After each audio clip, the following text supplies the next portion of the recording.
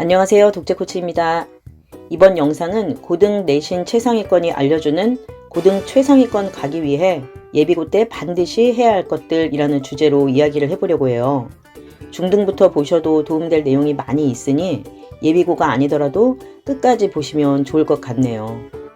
지난 예비고 영상에서는 예비고 국영수 기본 학습과 교재 위주로 정리를 해봤었는데요. 이 영상에서는 기본 학습을 넘어서 고등 최상위권이 되기 위해 저희 아이가 예비고 때 학습했던 것들을 다시 한번 정리를 해봤어요. 또 덧붙여서 탐구 과목에 대한 이야기들과 고등 수행평가를 위해서 초, 중등 때 미리 훈련을 해야 하는 것들 등 도움되는 내용들을 많이 준비했으니 끝까지 보시고 도움을 받아가시면 좋겠네요.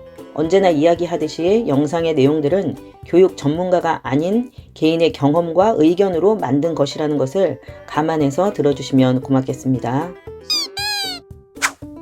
그러니까 이 영상 내용의 전제는 제가 지난 예비고 영상에서 이야기한 예비고 국어, 영어 기본 학습을 어느 정도 마스터했다는 것을 전제로 이야기하는 것이고요. 기본기를 갖춘 상태로 더 나아가는 학습을 하자는 이야기인 것이죠. 국어는 일단 기본기를 갖추었다면 무조건 고등 모의고사를 많이 풀어봐야 한다는 것인데요. 고등 공부를 잘 하기 위해서는 무엇보다 잘 읽는 것이 중요하지만 이것을 위해서 독서를 하는 것은 비효율적일 수 있겠다는 생각이 들어요. 고등 국어를 잘하려면 무엇보다 모의고사 선지에 익숙해져야 한다는 것인데요. 선지의 개념어 공부는 기본이겠고 작품을 선지에서 어떻게 표현하는지를 미리 많이 접하고 익숙해져야 한다는 것이죠. 내신도 모의고사식으로 출제가 되고 있으니까요. 그러니까 모의고사를 푸는 목적이 시간 안에 풀 수 있느냐 없느냐에 두는 것이 아니라 고등 내신과 모의고사 출제 유형에 익숙해지는 것, 그것에 있다고 할 수 있죠. 특히나 문학은 해설지를 다 읽는 것이 좋은데 그것을 외우고 그러는 것은 아니죠. 같은 작품이 그대로 시험에 나올 가능성도 낮고요. 작품 감상법을 학습하고 나서 스스로 작품을 감상한 후에 해설지를 읽으며 이런 식으로 문제가 나오는구나, 이렇게 감을 키워나가야 한다는 거예요. 비문학 같은 경우도 내가 100% 정확하게 근거를 가지고 답을 맞춘 경우를 제외하고는 약간이라도 애매했던 선지도 잘 체크해 두면서 해설지를 철저하게 공부하는 것이 중요하겠고요. 또 이것은 저희 아이가 비문학 때문에 엄청 고생을 하고 깨달은 것인데요. 비문학을 읽을 때 절대 밑줄을 긋는다던가 키워드에 동그라미 같은 것을 치면서 하지 말라는 것인데, 그 이유는 밑줄은 자기가 판단할 때 중요하다고 생각되는 것에 치게 될 텐데요. 그렇게 되면 밑줄 친 키워드만 머릿속에 남게 되어서 글을 유기적으로 읽기가 힘들 수 있다는 것이죠. 연필을 내려놓고 한 문장 한 문장을 제대로 깔끔하게 이해하면서 읽어야 유기적으로 연결된 글을 제대로 파악할 수가 있게 되고, 그렇게 되었을 때 문제가 무엇을 물어보고 있는지도 캐치할 수가 있다는 것이죠. 문제가 내가 중요하다고 생각한 키워드 위주로 단순하게 나오는 것이 아니니까요. 또 이렇게 제대로 읽는 훈련을 반복하면 시간이 좀 오바되더라도 점차 실전 모의고사를 치르며 시간 안에 풀 수 있는 실력을 갖추게 되니 예비고라고 하더라도 시간 안에 풀어야 한다는 부담을 내려놓고 사고력과 문해력을 키우겠다는 목표로 학습을 해야 한다는 것이죠. 영어 역시 기본기를 어느 정도 갖추었다면 고1에서 고2의 모의고사 지문으로 철저하게 독해 훈련을 하는 것이 정말 중요한데요. 저희 아이가 예비고 때 고2 모의고사가 자꾸 시간이 오바된다면서 영어 읽는 속도가 너무 느리다고 스트레스를 많이 받았었거든요. 원서를 많이 안 읽어서 그런가? 모의고사 지문을 너무 느리게 읽는 것이 굳어진 것인가? 이렇게 여러 고민이 들더라고요. 한때는 미친 척하고 다시 영어 소설을 읽어보기도 했었는데요. 불안감만 더 커지게 되더라고요. 그런데 역시나 조급한 마음을 내려놓고 하던 대로 열심히 읽고 스스로 내용 파악을 하고 단어장을 철저하게 돌리는 것이 쌓이다 보니 고등 입학하는 시점부터는 속도가 붙는 것이 느껴지더라고요. 그리고 내신 공부를 하면서 많은 지문을 암기하고 단어장을 더 열심히 돌리고 나니 시간도 넉넉하게 만점 가까운 점수가 나오게 되었죠. 물론 고1 모의고사지만 할 수 있겠다는 자신감을 갖게 되었고 수능 지문도 지금은 그렇게 힘들지 않게 읽고 내용 파악도 잘하게 되었죠. 영어 역시 시간에 쫓겨서 훈련을 하면 빨리 읽으려는 욕심에 눈알만 굴리면서 내용 파악도 못하고 아까운 지문만 낭비할 수 있기 때문에 시간을 재지 말고 스스로 내용 파악을 하려는 것에만 목표를 두고 독해 훈련을 하는 것이 정말 중요하고요. 그러다가 예비고 겨울방학 즈음부터 시간을 재면서 실전 연습을 하면 좋을 것 같아요.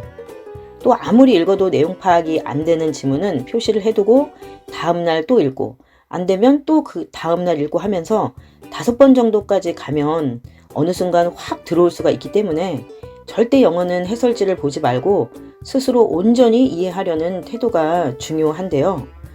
그러니까 국어는 해설지가 중요하지만 영어는 별 도움이 되지 않더라는 거예요. 영어든 국어든 스스로 이해하려 할 때 사고력이 쌓이고 그것이 쌓여서 시간 안에도 풀어낼 수 있는 실력이 생기게 된다. 이렇게 이야기해 볼 수 있겠네요. 수학은 지난 영상에서 자세하게 이야기했으니 간단히만 덧붙여서 이야기를 해볼게요. 유형 문제집을 시간을 단축시켜 나가는 것, 그리고 당연히 오답을 철저히 관리하는 것이 첫 번째로 중요하겠고요. 그리고 지난 영상에서 모의고사 킬러 문제 풀이가 중요하다고 이야기했지만 그 이전에 앞서 유형 문제집의 완성도가 높다면 준심화서 수준의 문제집 한 권을 골라서 아주 씹어먹겠다는 각오로 모르는 문제가 하나도 없이 만들어 보자는 것인데요. 저희 아이는 고쟁이를 했었는데요. 저희 아이 같은 경우는 센을 완벽하게 끝내고 모의고사 킬러를 먼저 푼 후에 고등 입학 후 고쟁이를 풀었다고 말씀드렸는데요. 모의고사 킬러가 부담스럽다면 센 C까지 한 후에 고쟁이만 아주 씹어먹고 가는 것도 좋은 방법인 것 같아요. 팁을 하나 드리자면 어려운 문제는 표시를 해두고 매일 스스로 생각하며 다시 도전을 하는데 깨우친 후가 훨씬 더 중요하다는 거예요. 내가 풀었던 방법과 해설지의 방법을 비교하면서 모두 제대로 익혀야 하는데 깨우친 것보다 중요한 것은 깨우친 후에 그것을 어떻게 내 것으로 만드냐는 것이죠. 어렵게 풀고 깨달은 문제는 풀이법을 정리하기 위해 깨달은 순간 기계적으로 연속해서 최소 4-5번은 다시 풀어봐야 한다는 거예요. 그래야 자기 것이 되는 것이죠. 저희 아이의 경우에도 고쟁이를 풀면서 조금이라도 어려웠던 문제는 7-8번까지 풀며 철저하게 자기 것으로 만들었거든요. 또 이렇게 학습을 한 이후에는 같은 지역 내의 타 학교의 기출을 뽑아서 시간 안에 풀어보는 훈련도 필요한데 지난 영상에서 이야기했듯이 아이가 넘사벽 실력을 갖추고 있는 것이 아니라면 시험 전에는 학원에서 실전 연습을 쌓는 것이 대단히 도움이 될 거라고 생각이 들어요. 고등 내신을 겪어본 사람들은 한국사 공부의 중요성을 잘 알고 계실 텐데요. 저희 아이가 첫 중간고사에서 영어와 사회에서 2등급이 나왔는데도 불구하고 한국사가 만점이 나왔기 때문에 전교 1등을 놓치지 않을 수 있었다라고 생각이 들더라고요. 그만큼 고등 내신에서는 어떤 과목도 소홀히 하게 되면 낭패를 볼 수가 있는데 이 한국사 시험 공부가 정말 만만치 않더라고요. 고등 한국사는 그 내용이 정말 방대하고 세세해서 시험 기간에 열심히 해야겠다라고 생각하고 우선순위에서 밀리게 되면 등급을 올리기가 정말 힘들고 그렇게 한 과목이라도 많이 떨어지는 과목이 생기면 전교권으로 올라가는 것은 정말 힘들 수 있다는 거예요. 특히나 중학교 때 근현대사 쪽은 제대로 배우지 않았어서 별로 아는 게 없었는데 이번 중간고사 범위에 근현대사 범위가 들어갔었거든요. 아이가 정말 힘들어 하더라고요. 들어본 적도 없는 내용이 너무나 많은데 암기는 기본으로 해야 하고 선생님들 진도는 인정사정 없이 나가시니 완전히 멘붕이 오는 것이죠. 그래도 이걸 빨리 깨닫고 계획을 잘 세워서 대비했기 때문에 고득점을 받긴 했지만 이런 것을 미리 알고 대비를 했더라면 조금은 더 수월하지 않았을까 싶어서 이야기를 하고 있어요. 제가 강조하는 것은 중학교 때 한국사 공부를 좀 제대로 해놓자는 것인데요. 특히나 보통 한국사 공부를 하게 되면 앞부분에만 힘을 줘서 하기 때문에 아는 것만 계속 주구장창 파고 들어가서 아는 건 너무 알아서 재미가 없고, 뒤쪽으로 갈수록 생소하기 때문에 재미가 없고, 또 재미가 없으니 하기 싫어지게 되는 것 같아요. 앞에서 이야기했듯이 학교에서도 간과할 수 있는 근현대사라던가 혹시라도 내 학교에서 빠뜨리고 나간 부분이 있다면 빠짐없이 제대로 알고 고등 진학을 해야 뒤탈이 없을 거라는 거죠. 과학 같은 경우는 딱 저희 아이의 학년 아래부터는 많은 것이 바뀌기 때문에 전문가들의 이야기를 듣고 대비하시는 것을 추천드리는데요.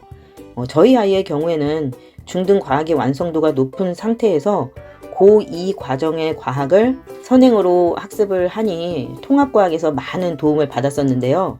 이제 바뀌는 교육 과정에서는 통합과학의 중요성이 매우 높아지기 때문에 차근차근 중등 과학 먼저 학습한 후에 통합과학까지 순차적으로 학습하는 것이 좋을 것 같다는 생각이 들더라고요. 사회는 별로 할 말이 없는데 이제 학교마다 선생님들마다 진도나 교재가 각양각색이어서 미리 대비하는 것이 좀 비효율적일 수 있겠다는 생각이 들어요. 그 시간에 국영수에 몰입하는 것이 한 2만 배는 이득이 될 거라고 생각이 드네요.